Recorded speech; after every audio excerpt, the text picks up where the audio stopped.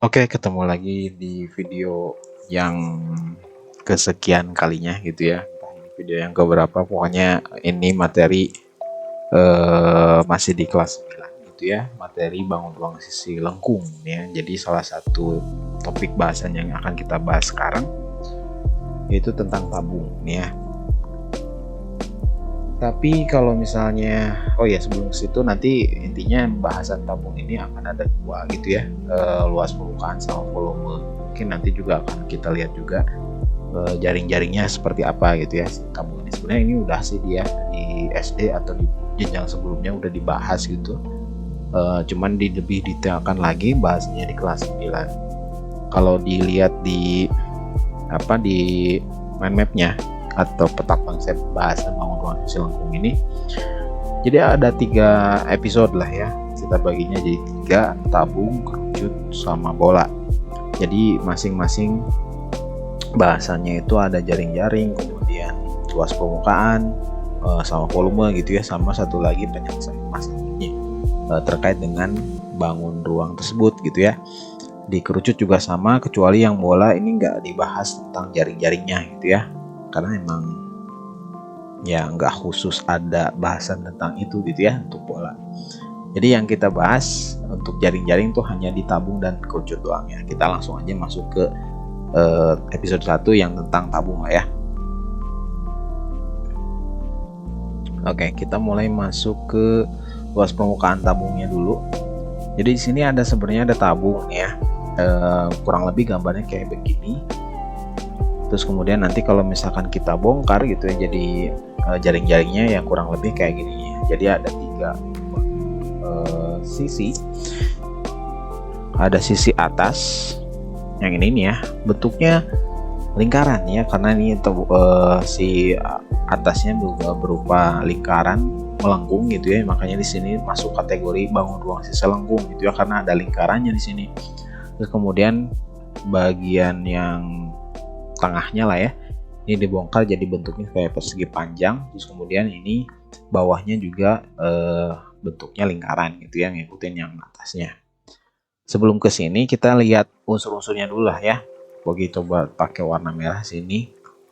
Kalau misalkan dari titik tengah sini misalnya, atau di atas juga sama aja lah ya, ke pinggir, ini kita sebut sebagai jari-jari tabungnya gitu ya.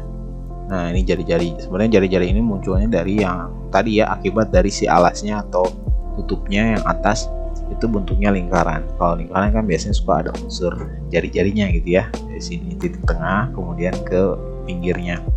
Ini sebutnya jari-jari, lambangnya R kecil gitu ya, huruf R kecil.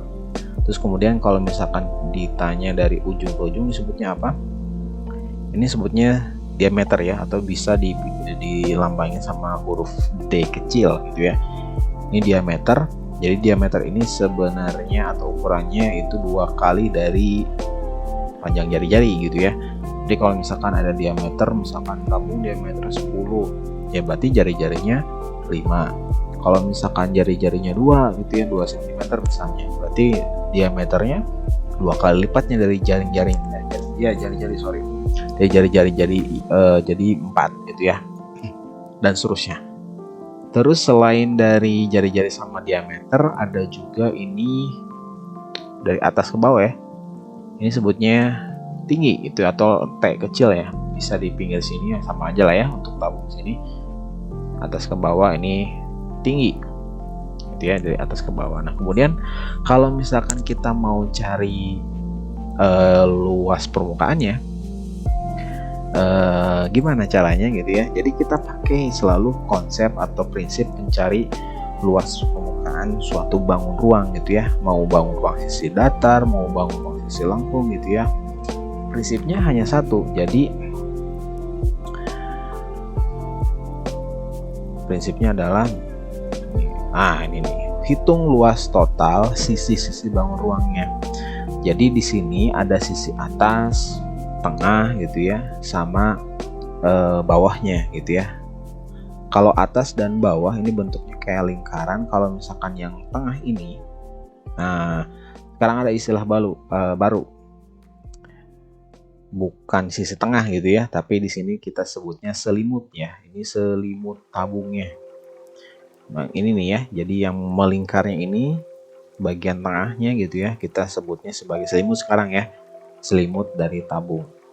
Gimana cara mencari tahu rumus luas permukaannya atau formulanya gitu ya? Kita coba lihat di slide berikutnya ya. Kita lihat di sini. Karena prinsipnya tadi gitu ya, luas permukaan itu menjumlahkan semua sisi yang ada di tabung gitu ya, karena tabung ini punya 3 sisi lah ya, atas, tengah, sama bawah atau selimut di sini ya tengahnya. Maka kita jumlahkan aja luas atas tambah luas selimut tambah luas bawah. Nah ini ya ada 3 gitu ya. Kita hitung luas atasnya ini berupa lingkaran kan ya. Maka kita ingat lagi rumus luas lingkaran tuh dulu apa gitu ya. Atau luas daerah lingkaran tuh rumusnya apa dulu. Ini ya pokoknya langsung kasih tahu aja, yaitu pi r kuadrat gitu ya.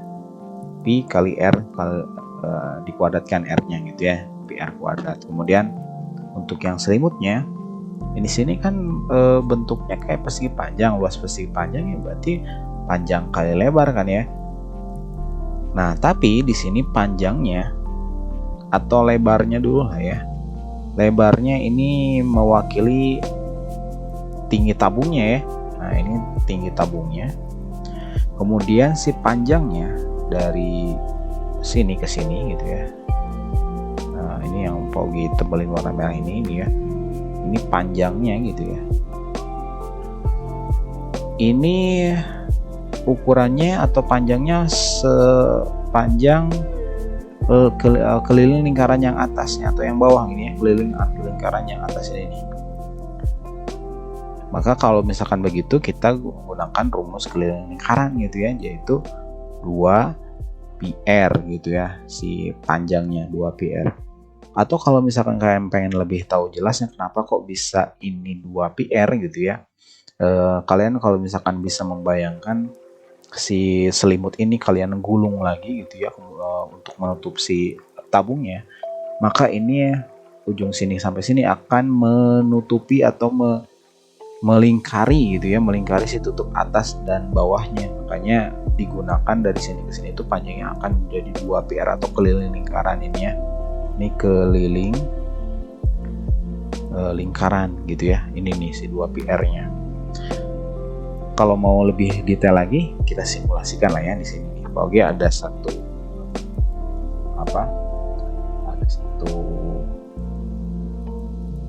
animasi di sini ya. Sebenarnya udah dimuat di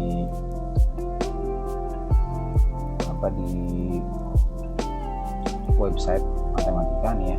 Kalian bisa akses di sini untuk di episode tabung nih ya, di bangun ruang sistem pun episode 1 tabung gitu ya. Kalian bisa scroll ke bawah. Nah di sini ada right cylinder.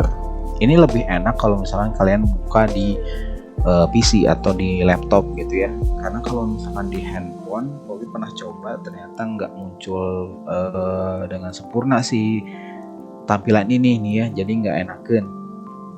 Cuman kalian bisa otak-atik lah ya kalau misalkan bisa pakai handphone untuk bisa tampilannya kayak gini. Jadi gimana cara animasiinnya?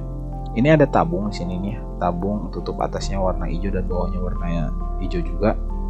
Ini slide me katanya tuh. Jadi slide di sini akan jadi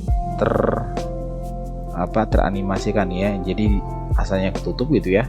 Ini kita buka, tarik ini ke kanan gitu ya. Buka, terus kemudian buka lagi. Nah, ini si selimutnya ngebuka juga tuh. Nah, jadinya kayak bentuk persegi panjang tuh ya. Lihat di sini. Ini H tuh tinggi ya. High lah bahasa Inggrisnya. Ditulisnya itu ya, high HT. Jadi ini mewakili tinggi itu ya. Makanya tadi pas nyari panjang kayak lebar, untuk lebarnya sebenarnya itu mewakili si tingginya untuk lebarnya tuh ya. Nih lebarnya, ini panjangnya nih. Nah kalian bisa perhatian lagi di animasi sebelumnya tuh, lihat di sini nih. Nah ini kenapa tadi bisa pakai keliling lingkaran untuk panjangnya gitu ya, karena di sini kalau misalkan kita ukurannya dipaskan gitu ya, atau bukan dipaskannya, dibuka gitu ya, ini si keliling lingkarannya yang garis tebal ini kita buka, itu akan ngepas menutupi si panjang dari persegi panjang yang tengah ini nih ya, tuh ngepas banget. Makanya kenapa kok panjangnya itu mewakili keliling lingkaran gitu ya. Nah ini tuh set, nah ngepas tuh ya, sehingga pas di rumus ini kita munculin lagi. Nah kita pakai keliling tuh ya, keliling lingkaran, sehingga kita hapus aja lah ya, ini ganti aja langsung menjadi keliling lingkaran. Panjangnya tadi 2πr panjangnya kali T, jadi langsung gabung aja ya tulisannya, jadi 2πrt. Ini rumus luas selimut, 2πrt panjang kali lebar ya. Terus kemudian tambah luas bawahnya, ini sama kayak lingkaran yang atas, sehingga jadi rumusnya sama gitu ya, πr kuadrat. Nah inilah si rumus luas permukaan luas permukaan tabung, πr kuadrat tambah 2πrt tambah πr kuadrat. Tapi ini masih mentah, ada yang dilanjutkan lagi secara aljabar, dirapihkan lah ya, istilahnya disederhanakan. Jadi kayak gini versi ke duanya ya, versi 1 ini versi 2. Jadi sini kan PR kuadratnya tuh ada 2 nih ya, sama, maka ini sama ini kan jadi ada 2, jadi 2 kali PR kuadrat gitu ya, tambah luas selimutnya 2πrt versi 2 nya. Versi 3 nya mungkin kalian pernah lihat ini di buku-buku paket gitu ya. Di sini kan ada huruf dan angka yang sama ya, kita taruh di luar, kita tulis di duluan 2, terus kemudian yang sama pi, terus yang sama lagi huruf r, 2πr dalam kurung r kuadrat ini ya, tinggal diambil r nya 1, tinggal sisa 1. Terus kemudian ini tambah 2πr tadi udah ketulis di sini ya, t nya tinggal sisa di sini. Nah jadinya 2πr dalam kurung r tambah t, ini rumus versi ke 3-nya. Kalian bisa pilih yang versi mana aja ya, yang 1 gitu ya boleh, versi kedua juga boleh gitu ya, versi ketiga juga boleh. Tapi intinya, jadi kalian kalau misalkan mau cari luas permukaan tabung, pakai prinsip 1 tadi, hitung jumlah total luas sisi-sisi pada bangun ruang tersebut gitu ya. Jadi kalau misalkan kalian lihat ada bangun ruang tuh ya, lihat sisi-sisi mana aja yang tampak gitu ya. Hitung luas atasnya bentuknya kayak apa gitu ya, misalkan kayak lingkaran, berarti pakai luas lingkaran. Kemudian yang tengah bentuknya kayak gimana, persegi panjang, maka pakai luas persegi panjang, dan seterusnya gitu ya. Jadi tidak selalu nanti kasusnya itu bakal jadi atau bakal tentang tabung yang sempurna. Bisa aja nanti tabungnya itu bolong di atasnya gitu, tabung tanpa tutup misalnya gitu ya, jadi bawahnya ada, selimutnya ada, tapi atasnya nggak ada. Ini rumusnya tentu akan beda lagi gitu ya, luas permukaan si tabungnya. Jadi rumus luas permukaan yang 3 ini sebenarnya hanya untuk luas permukaan tabung yang sempurna gitu ya, ada atasnya, ada tengahnya, ada bawahnya. Jadi nanti mungkin di kasus-kasus berikutnya bisa aja si tabungnya dipotong bagi 2 gitu ya. Jadi ada sisi yang lain gitu yang muncul akibat dari pemotongan itu, atau yang lainnya. Kita nanti lihat di contoh-contoh soal berikutnya aja ya. Jadi intinya, kenapa kok bisa nemuin luas permukaan tabung ya? Kurang lebih tadi penjelasannya kayak gini, gitu ya. Oke, kita lanjut lagi di contohnya gitu ya. Gimana cara penggunaan si rumus yang tadi? Contoh soal, hitung luas permukaannya. Ini ada tabung, kemudian diketahui ini yang 3 ini sebagai R-nya ya, ini jari-jari, kemudian ini 7 sebagai tingginya. Ya sudah, kalau misalkan begini ya pakai prinsip yang tadi, luas permukaan sama dengan luas atas tambah luas yang selimutnya ya, atau yang tengah, tambah luas yang bawah, L bawah gitu ya. Ini pogi singkat LL nya tuh luas maksudnya. Atas bentuknya lingkarannya pi r kuadrat tambah luas lingkupnya tadi 2 pi r t tambah luas yang bawahnya ini pi r kuadrat juga. Nah, sekarang pi-nya. Pi ini sebenarnya mungkin kalian udah kenal ya, dulu di SD bahwa nilai pi itu ada 2 gitu ya, bisa 22/7 atau pi-nya bisa gunakan 3,14. Tapi sebenarnya nilai pi yang aslinya bukan ini. Salah sebenarnya, ini pi itu tidak sama dengan 22/7 atau 3,14. Sebenarnya nggak segitu nilainya gitu ya. Kalau kalian nggak percaya bisa kalian searching sekarang gitu ya, kemudian ketik keywordnya atau kata pencariannya nilai pi sebenarnya. PI ya, bukan PHI. Ini tuh ditulisnya atau dibacanya ya, ini PI ya, bukan PHI, bukan PHI, salah nih ya, PI gitu ya yang dia dibacanya. Nilai sumbernya pi itu sebenarnya berapa? Jadi yang Pogi ingat ya, 3,1415 dan seterusnya. Ini tuh masih angka yang berkelanjutan dan tidak berpola ya, angkanya tuh benar-benar random. Dan ini banyak banget digit ke belakangnya tuh ya, sampai ya mungkin sampai 1.000.000 digit itu ya, atau nggak tahu lah ya, sampai sekarang udah sampai berapa digit yang ditemukan sama komputer gitu ya, nilai pi sebenarnya. Lalu dulu di SD ngapain pakai yang beginian kalau salah gitu ya? Ya bayangkan aja anak SD kalau misalkan disuruh pakai nilai pi yang sebenarnya segini gitu ya, yang tadi angkanya banyak banget digitnya, yang nggak akan memungkinkan dan kasihan gitu ya anak SD-nya.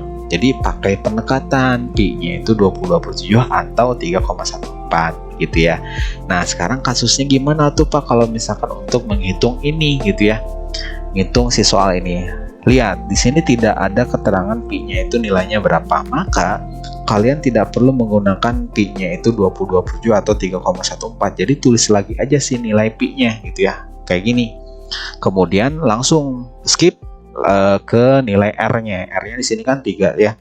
3-nya di sini berarti 3 kuadrat tambah 2 pi-nya lewat gitu ya. Tulis aja r-nya 3, t-nya 7. Tambah ini pi, r-nya 3 gitu ya. Berarti jadi ini 3 kuadrat. Lanjutin di sini 3 kuadrat, ini kan saya 9 pi tambah 2 kali 3 6 kali 7 berarti jadi 42 ya. Jadi 42 pi.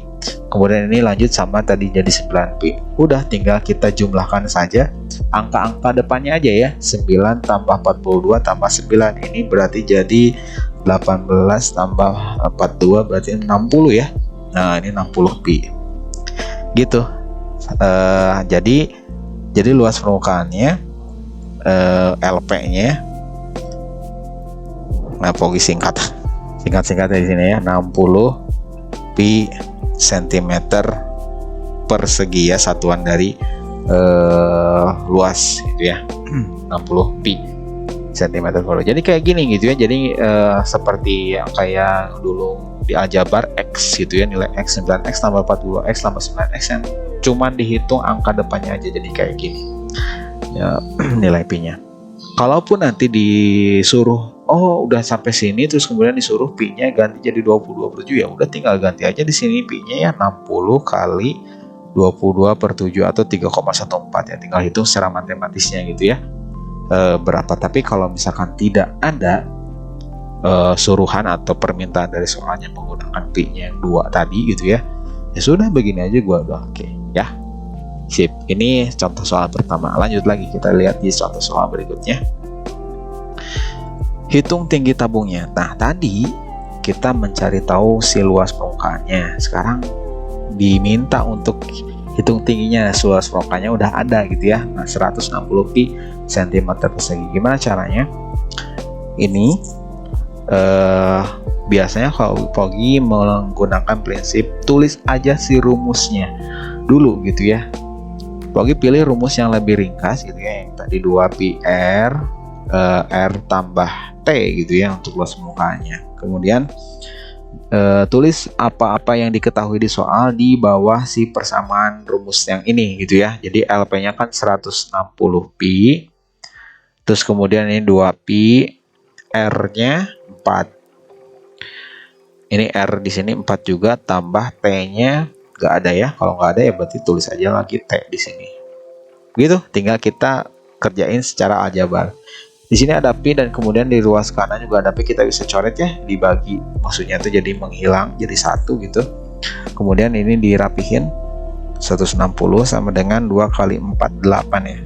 8 kali 4 tambah T.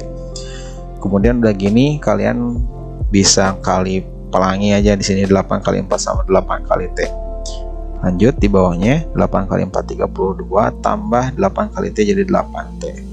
Lanjutin, nah udah gini ya, prinsip persamaan linear satu variabel gitu ya. Jadi 160 kurangi 32 sama dengan 8T yang pindah ruas itu ya, jadi negatif dari pengurangan. Ini berarti jadi berapa tuh, 160 kurangi 32, 0 kurangi 2 berarti jadi 8. Terus kemudian 5 dikurangi 3 jadi 2 gitu ya. 128 8T kotret ya, 128 dibagi 8 kali 8 1 ya, 8 dikurangi ini jadi 4 8 6. Oke, jadi hasilnya 16 ya. 128 dibagi 8 itu 16 gitu ya. Sip, jadi ini cara pengerjaan untuk kalau misalnya dicarinya itu selain si luas permukaan, kalian bisa gunakan rumus yang ringkas saja biar lebih mudah nanti pas operasi aljabar gitu ya. Jadi ini yang membedakan antara materi bangun ruang sisi lengkung untuk di SD dan di SMP. Di SMP udah dikaitkan dengan aljabar gitu ya, lebih analisis lah nantinya. Oke, itu tentang luas permukaan. Sekarang kita lanjut ke volume gitu ya. Sebenarnya volume ini dasar penentuan rumusnya sama kayak bangun ruang sisi datar dulu gitu ya. Di sini ada 3 buah bangun ruang. Di ini biasa disebut balok gitu ya, atau prisma segi 4 gitu ya, atau yang gampang balok aja lah ya. Ada panjang, ada lebar, ada tinggi gitu ya. Kemarin dulu belajarnya kalau volume untuk balok ini kan panjang kali lebar kali tinggi. Atau bisa juga si panjang kali lebarnya karena ini berupa alas gitu ya. Ini alas ya, luas alas kali tinggi gitu ya. Dan ini sama kayak rumus volume prisma, yaitu yang luas alas kali tinggi ya. Luas alasnya tergantung, terserah alasnya mau bentuknya segitiga, berarti nanti luas alasnya hitung menggunakan rumus luas segitiga. Atau misalkan di sini bentuknya persegi panjang, maka gunakan rumus luas daerah persegi panjang dan seterusnya ya. Tapi pada intinya untuk menentukan volume itu kan luas alas kali tinggi aja gitu ya. Karena mereka ini semuanya satu keluarga lah ya, keluarga prisma. Dan sebenarnya ini tabung juga ada yang bilang ini prisma lingkaran karena ini alasnya berupa lingkaran gitu ya, atau kita lebih kenalnya ya tabung aja lah gitu ya. Karena satu keluarga maka ini juga volumenya atau rumus volumenya sama, luas alas kali tinggi gitu ya. Karena ini alasnya bentuknya lingkaran, maka kita ganti luas alasnya ini dengan rumus lingkaran atau luas daerah lingkarannya, yaitu pi r kuadrat. Karena kaliin T jadi tempel aja T-nya. Nah, jadi rumus volumenya ini adalah V sama dengan V tabung ya. Volume tabung yaitu pi r kuadrat T. Nah, ini. Kalau luas permukaan tadi ada beberapa versi ya. Kalau rumus volume cuma satu versi ini aja ya, pi r kuadrat T. Nah, gampang gitu ya. Jadi langsung cobain lah ke soalnya. Hitung volumenya. Oke. Ya udah, tulis rumusnya V atau volume sama dengan pi r kuadrat T gitu ya. P-nya nggak ada keterangannya di soalnya, jadi langsung aja tulis P-nya saja. R-nya hati-hati, ini 4 itu berupa diameternya jadi ujung ke ujung sih. Maka kalau misalkan diameternya 4, jari-jarinya pasti 2 ya. 2 kuadrat T-nya nih 6. Beresin 2 kali 2 4 kali 6 jadi 24 pi. Beres gitu ya. Jadi volumenya jadi V sama dengan volumenya ADL adalah 24 pi cm kubik ya. Ini kalau misalkan satuan volume. Sip, gampang itu doang. Lanjut satu lagi soal contohnya.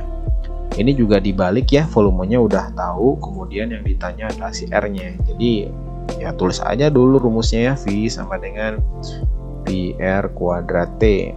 V-nya atau V-nya ini 250 pi. Ini pi. Kemudian ini R kuadrat, R-nya adalah nggak tahu ya, ditanya ini R kuadrat, T-nya 10. Ada yang bisa coret sini ya, P-nya hilang, kemudian ini dirapiin dulu 10 R kuadrat. Beda ruas atau semuanya dibagi 10 ya ruasnya. 250 dibagi 10 ini jadi R kuadrat, coret nolnya jadi 25 bagi 1 ya 25 ya. Ini masih belum selesai karena di sini masih ada R kuadrat atau R-nya masih berupa kuadrat gitu ya. Jadi supaya hilang kuadratnya maka kita akarkan 25 dan ini 24 sih. Ini 25, ini R. Jadi akar 25 ya 5 gitu ya. Selesai gitu ya. Ini untuk penentuan jari-jari atau nanti juga ada tabung gitu ya. Jadi prinsipnya kalau misalkan ditanya yang sebaliknya gitu ya, volumenya diketahui, maka kalian tinggal tulis dulu si rumusnya dan kemudian hitung atau masukin dulu angka-angka yang diketahuinya, lalu hitung proses semuanya dengan aljabaria atau persamaan linear satu variabel gitu ya. Silakan kalian bisa cobain sendiri nanti di soal hiburan Subro 1. Untuk pembahasan videonya nanti ada di part selanjutnya setelah ini gitu ya. Selamat kerjain hiburan Subro 1.